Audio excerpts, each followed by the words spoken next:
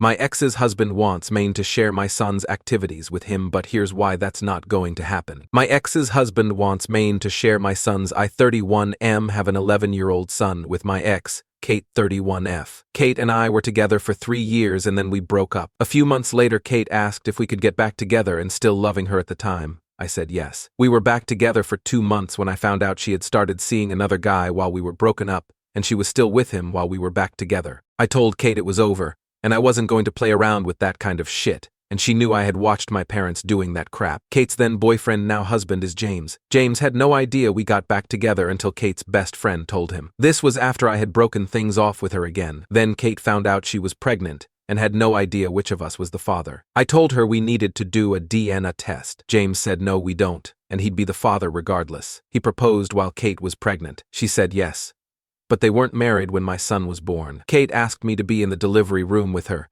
and she told me she sort of knew I was the father. This pissed James off, who was not in the room with her, and she sent him to work. It was messy.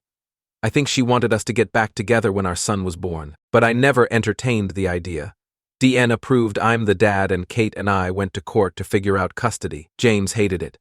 He hated me instead of Kate for cheating. He hated me for choosing to stick around and parent. He called me selfish and said my son could have grown up in a simple 2-parent home instead of a broken home from the start. He engaged in a lot of alienation back then, and for about a year I was given custody of my son, while Kate and James had to attend classes and therapy. James did calm down a little and 50/50 custody was reinstated. James still hates me though, and he can't be around me. Kate and I keep all contact via app. Kate and James struggled to have children together and lost 3. Their son was born 2 years ago with severe disabilities. During that time, my son started to explore different activities he wanted to do and joined a couple of clubs that offered a more relaxed experience to sports and allowed parents to be involved.